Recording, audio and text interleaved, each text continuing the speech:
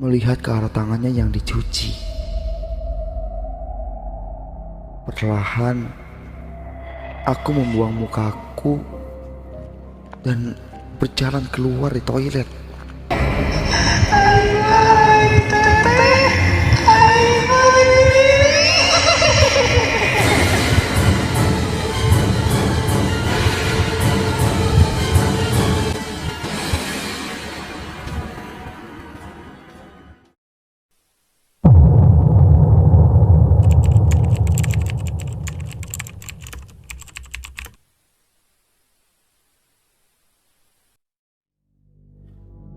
Namaku Irgi, seorang mahasiswa di salah satu kampus di daerah di Pati Ukur, Bandung. Hari itu tanggal merah, membuatku bisa beristirahat sejenak dari mata kuliah sehari-hari. Tanggal merah dan libur itu aku manfaatkan untuk bersih-bersih di kosanku, nonton film, sampai ketika hari sudah mulai gelap, ada notifikasi di handphoneku dari temanku yang mengajakku untuk nongkrong di kampus. Tanpa pikir panjang, aku langsung gas dan berangkat menuju kampus. Kebetulan, kosanku sangat dekat dengan kampusku. Bagian kampus tempat kami biasa nongkrong terletak di pinggir jalan. Sampai di sana, teman-temanku sudah menunggu. Kami pun mulai larut dalam percakapan. Banyak hal yang kita bahas, diselangi memain game, hingga tak terasa jam menunjukkan jam setengah 12 malam. Sebelum pulang karena sudah kebelet, aku pun masuk ke dalam kampus untuk buang air kecil di toilet kampus.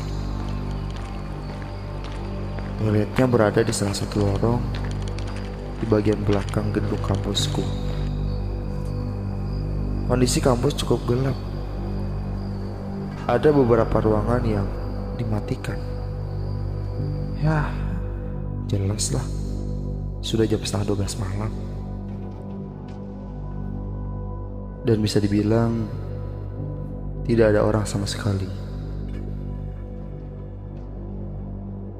Sampai di toilet, aku langsung buang air kecil. Setelah cukup lega, belum sempat aku keluar dari toilet, tiba-tiba samar aku mendengar ada suara tangisan seorang perempuan. Membuatku terdiam untuk memastikan kalau itu suara tangisan perempuan. Semakin lama suara tangisannya terdengar semakin jelas. Ya, ini sih fix suara cewek nangis. Aku langsung keluar dari toilet.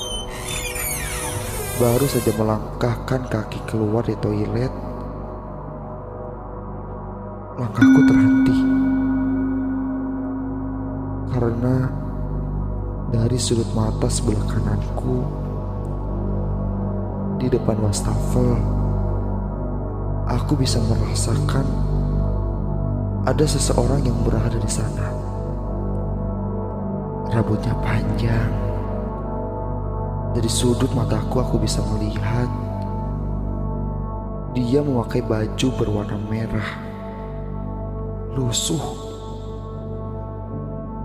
Aku tengok sedikit.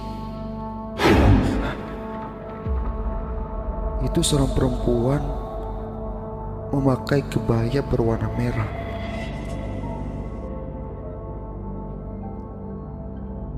Terlihat sedang mencuci tangannya di wastafel.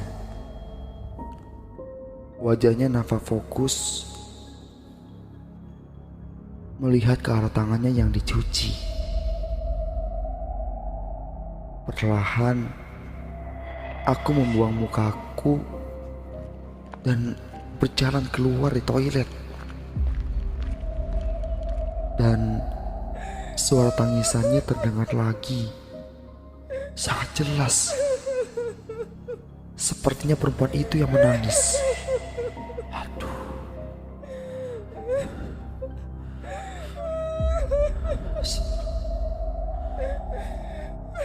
Aku pun membalikkan badanku dan kembali melihat ke arah dalam toilet.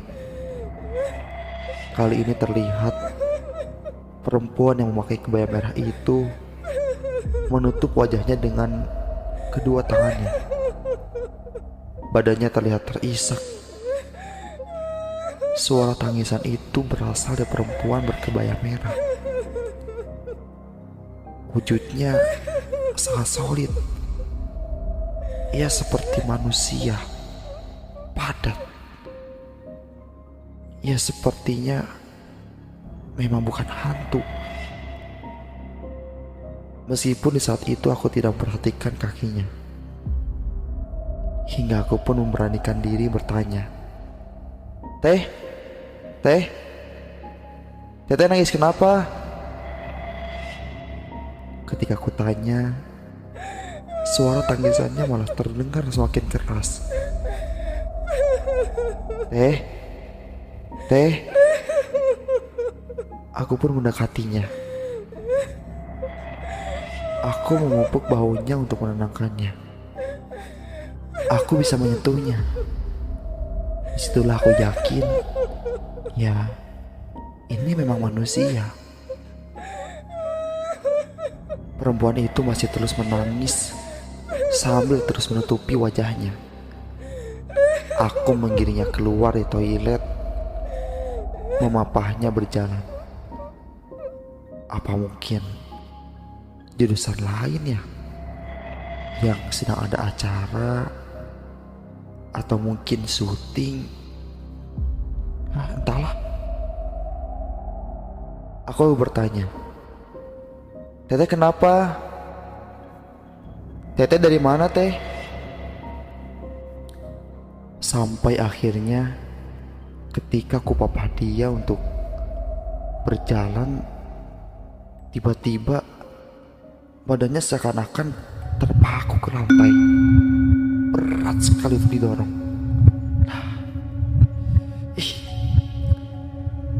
Aku pun melepas peganganku. Teh.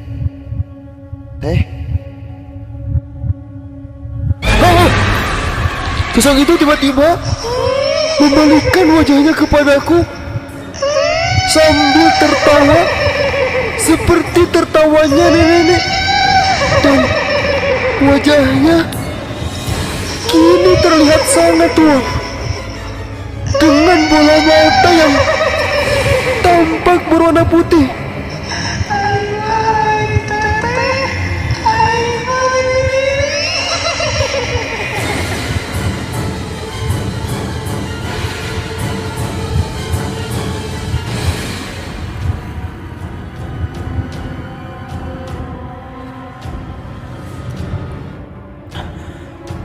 Aku langsung berlari sekuat tenaga keluar dari lorong itu. Sampai akhirnya pun aku tiba di depan. Teman-temanku yang melihatku berlari langsung bertanya kepadaku kenapa. Dan kebetulan saat itu ada security yang sedang bersama kami. Dia berkata, dari mana? Aku bilang, dari toilet. Security itu pun berkata, diganggu ya sama yang di toilet. aku pun menganggukkan kepalaku, menandakan iya. Kuceritakan sosok yang kulihat dan nenek-nenek yang berkebaya merah. Bapak security itu pun pernah melihat sosok yang sama. Dan tidak hanya dia dan aku, ada beberapa orang yang juga pernah melihat sosok nenek-nenek berkebaya merah itu. Kerap terlihat terdengar tertawa atau bahkan menangis. Apalagi jika ada yang masih berada di kampus hampir lewat tengah malam. Siapa sosok itu? Tidak ada yang tahu. Yang jelas, yang kami tahu, sosok itu memang ada di area sana. Dan lebih baik menghindari jika berada di kampus atau lewat tengah malam untuk tidak ke area nenek-nenek berkebaya merah itu.